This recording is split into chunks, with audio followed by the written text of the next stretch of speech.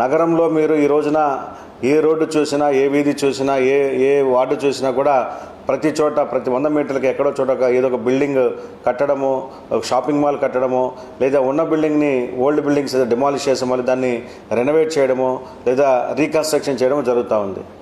అయితే దురదృష్టవశాత్తు ఈ ఒకవైపు నిర్మాణ రంగం ముందుకు వెళ్తున్నందుకు సంతోషపడాల్సిన విషయం అయితే, అదే సమయంలో ఎవరైతే ఈ భవంతులు నిర్మిస్తున్నారో, షాపింగ్ మాల్స్ నిర్మిస్తున్నారో, లేదా ఇల్లు రెనోవేషన్ చేసుకుంటున్నారో, రీకన్స్ట్రక్షన్ చేసుకుంటున్నారో, వారి యొక్క మౌలిక బాధ్యతలను మర్చి వారు ఎక్కడంటే అక్కడ కన్స్ట్రక్షన్ మీటర్లు వేయడం వల్ల శాండ్ కానివ్వండి, గ్రావెల్ కానివ్వండి, మెటల్ కానివ్వండి, బ్రిక్స్ కానివ్వండి, సిమెంట్ బ్యాగ్స్ కానివ్వండి, ఈ విధంగా వదిలివేయడం వల్ల, అంతేకాకుండా కన్స్ట్రక్షన్ పూర్తయిన తర్వాత మిగిలిపోయినటువంటి కన్స్ట్రక్షన్ మెటీరియల్ అది భవిష్యత్తులో పనికొస్తుందేమో అనేటువంటి ఉద్దేశంతో అది రోడ్ల మీద వదిలేయడం వల్ల ప్రమాదాలు జరుగుతూ ఉన్నాయి. అంతేకాకుండా పారిశుద్ధ్య కార్మికులు ఎంత క్లీన్ చేసినప్పటికీ రోజు రోడ్ల మీద ఇసుక కనబడుతూనే ఉంది.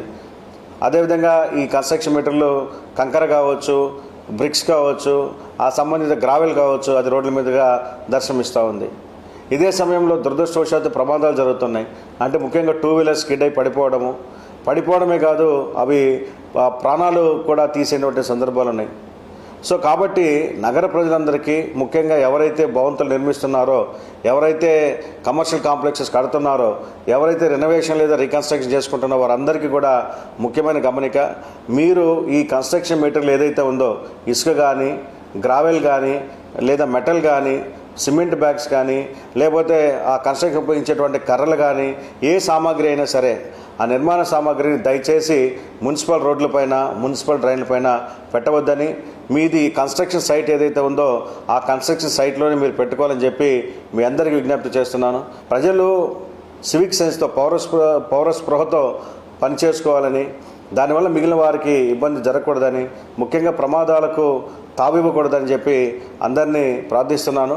అయితే ఇది చెప్పిన తర్వాత కూడా ఎవరైతే కన్స్ట్రక్షన్ చేసేటువంటి వారు కన్స్ట్రక్షన్ మెటీరియల్ రోడ్ల మీద వేస్తారో ఖచ్చితంగా వారి మీద మున్సిపల్ కార్పొరేషన్ యాక్ట్ ప్రకారము, టౌన్ ప్లానింగ్ నిబంధనల ప్రకారము వారి మీద పెనాల్టీలు వేయడమే కాకుండా అవసరమైతే క్రిమినల్ కేసులు కూడా పెడతామని చెప్పి ఈ సందర్భంగా మరొకసారి తెలియజేస్తున్నాను.